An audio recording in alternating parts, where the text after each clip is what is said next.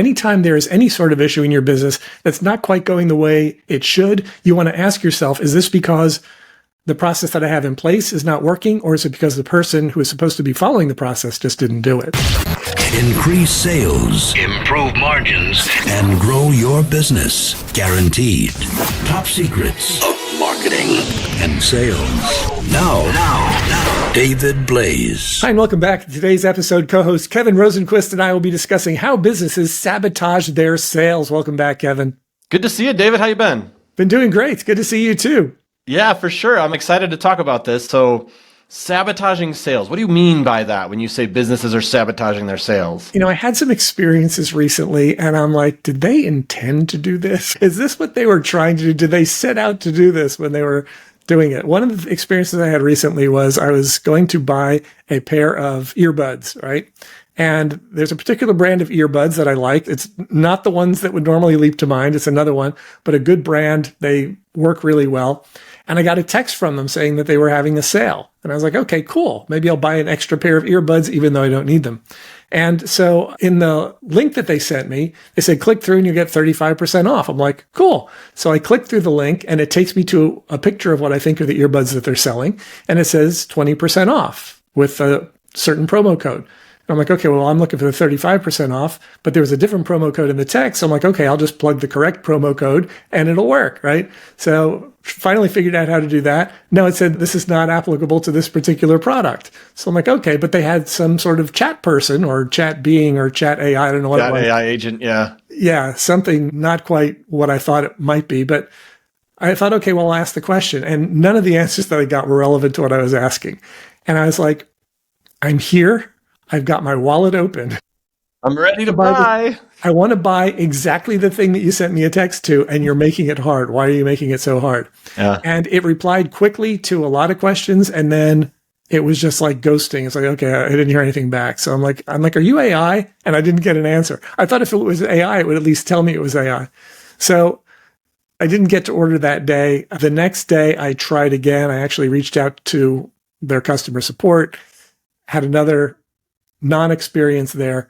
But eventually I was able to figure out that apparently there were two sets of this earbud in a similar color, and the link took you to the wrong one and applied the wrong link. And so that's why it was saying it was wrong. And I didn't care about the color. I was like, I wouldn't have normally bought this color, but it was 35% off. So yeah, whatever. Right? Earbuds. Anyway, long story short is what should have taken 3 to 5 minutes and been an exceptional experience took a whole lot longer and diminished my passion for this particular product. So I thought, there are a lot of businesses that do this sort of thing. And the words that leap to my mind is that they're sabotaging their own sales, which is kind of the purpose of this conversation. Not for me to vent, but for us to talk about what businesses can do about it. Well, I'm glad you got that off your chest, David. Thanks. It's probably something you needed to do. I feel a lot better. Good.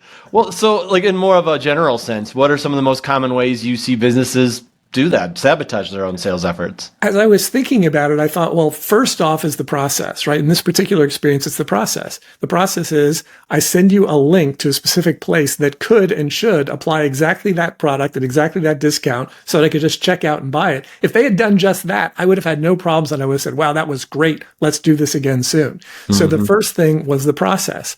The second thing was kind of process related, but it involved potential people, which was the chat experience, which I'm still not sure if that was part of the process or if that was a person thing. I'm not sure who blew it in that situation, but I thought, okay, you got your process and you got your people. And so generally it's going to be one of those two things. Is it your process that's messing things up, or is it the people who are implementing the process that are messing things up? It's hard to know sometimes. Right. But in most businesses, if you've got solid processes in place, then most of your people will be able to do their job well. And when they're not doing their job well, you can look at, is the problem with the process or is the problem with the person? Because if everybody's implementing the same processes and they're good processes, then everything should go well. If things are going wrong, those are the two primary things you have to look at. Do you think business owners recognize that they're doing this and just are like, whatever? Or do you think they're just kind of clueless? I think they're not doing it on purpose. And I hesitate to call them clueless, but I think that they are not really planning on doing this. Now, with a company like this, that is, I would say, primarily an online entity, they should really have this stuff dialed in and nailed down. A lot of the small businesses that we work with, they are doing their day-to-day thing. They're building processes as they can. They're essentially trying to put things in place based on what works well in their business. In a lot of cases, small to medium-sized businesses are not as focused on building processes so that they don't have to think about every single thing they do. So to some extent, in the types of businesses that we work with, I think that's the thing that slows them down. That's not really their focus. If they're doing things well, then they're doing things well. And if somebody's blowing something, somebody's blowing something. But without those processes, you don't get that consistency, which can also sabotage your sales.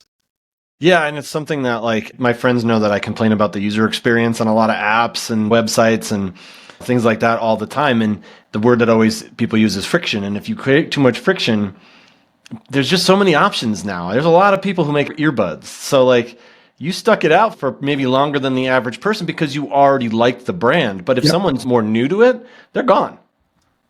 That's exactly right. And I think for the types of businesses that we interact with, a lot of the thinking process that needs to go into it is, what is the experience that my people are having? What happens if somebody calls my businesses? Do they go to voicemail? Do they get an auto attendant? Does somebody answer the phone? What happens? What's the follow-up process? How quickly are they likely to get a return call or whatever the experience is there? When they're emailing, what happens? When they're texting, what happens? And just by looking at the primary points of contact, you can come up with a lot of ideas that will very likely make your business perform better. Mm-hmm.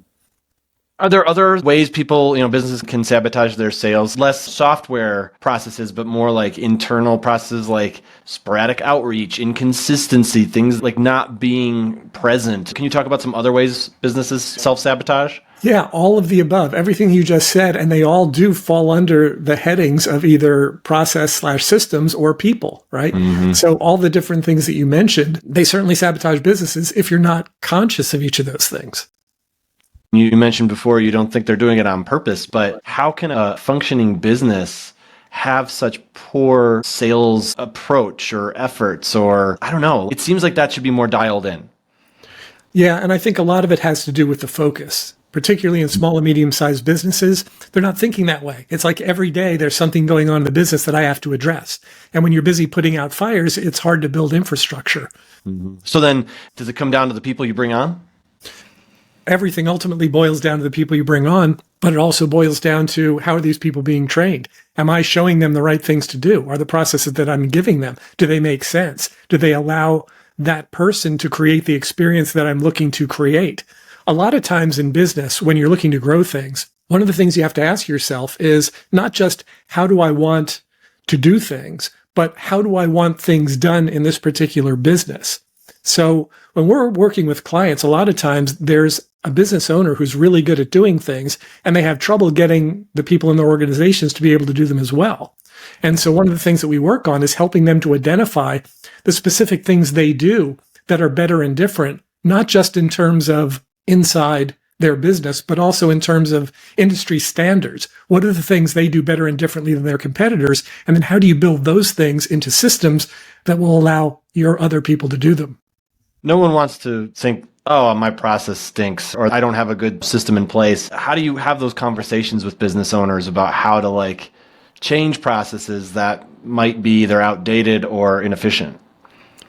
For a lot of them, it's not even a matter of changing a process. It's a matter of establishing one. Chet Holmes used to refer to it as the tribal method of training, where somebody does something and then they tell that person what they did. And then that person trains somebody else and tells that person what they did. And it's like whisper down the lane. It just gets more and more diluted and messed up the more it goes. So as you proceed down that path, it doesn't get better. When you're able to document those things, have them written down so that you can actually show it to someone. You can watch them follow the procedure and see, did that work? Did it actually get them the result they're looking for? When you're able to do that, then you've got something that you can replicate. If someone might be listening to this going, am I self-sabotaging? What are some easy signs? What are some easy things that you feel people can look at within their business processes and go, yeah, this is bad. We need to fix this. Well, a lot of times your sales will tell you that, right? If your sales aren't where they need to be, something is probably going wrong somewhere. If your sales are really good, if people love your business, if you're getting a lot of great feedback, then you're probably not doing that. But you can probably figure that anytime there's an issue, if a customer's having an issue, you want to look at it and you want to say, was this a process problem or was it a person problem? If your customers continue to have problems with the same person in your organization again and again and again, that might be an indication that it's a person problem. But that's what you want to look at. Anytime there is any sort of issue in your business that's not quite going the way it should, you want to ask yourself, is this because the process that I have in place is not working, or is it because the person who is supposed to be following the process just didn't do it? In your earbud example, someone should be going through that process to test it, right? To make sure that it works. Does that start at the top? Who's ultimately responsible to make sure these things go smoothly and properly? Ultimately, it's whoever owns the business is going to be responsible for it. But if they're delegating it to people who aren't paying attention to those sort of things, they're really shooting themselves in the foot. I mean, just that simple thing with a text. If you're sending out a text to potentially thousands of people, link to the right thing, link to the right discount code, link to the right product, because that one thing alone would have completely avoided the necessity of interacting with their customer service department, which had all its own issues, and their bot, which had all its own issues. I mean, if I were involved with that business, I would start at the top, exactly like what you just said. I start at the top and I say, okay, who sent the text? Right? And why wasn't it linked to the right thing? And then this bot thing or this chat thing, is this a person? Is this a bot? Is it a combination? Because it ain't working, right? Let's figure out what's going on with that. And then their actual customer service who emailed me 4 days later to see if he could make sure that I got what I wanted to order. He didn't even know that I had ordered it at that point. It was just all these errors. And I thought there's very little in this business that they seem to be doing right at the moment, which is unfortunate. Yeah. I think people are patient when it comes to AI chatbots these days, but if you can't tell and you can't get to a human, then that's a problem. Yeah, exactly. And when it starts to ghost you, or when the person started to ghost me, that's like, is the AI ghosting me now? Yeah, I don't think Yeah, you don't want AI that's going to be ghosting people. But for every business, if you're looking at the things you can improve in your business, look to those two things. What are the systems or processes that I have in place, particularly anything that is customer facing, right? I want to make sure that all of those things are nailed down to the best of my ability. And then just look at the people who are implementing it and try to find those who seem to have issues on an ongoing basis and make sure that they are really checked out on the processes. And if they are checked out on the processes and they continue to do things wrong, then you may need to look at a replacement. These are great tips. How can people get more information? You can go to topsecrets.com/call, schedule a call with myself or my team. If you feel like there are parts of your business that aren't working quite right, if you feel like there are things that are potentially being sabotaged, not intentionally, but just by the fact that they're not coming across the way they need to, things aren't being done the way they need to be done, give us a call. We'd love to have the conversation with you and show you how you can really stop your internal processes and your internal people from sabotaging your business. Awesome stuff. All right. Well, David, great to see you. Thanks so much for the conversation. Really appreciate it. Thank you, Kevin. Increase sales, improve margins, and grow your business. Guaranteed. Top Secrets. TopSecrets.com.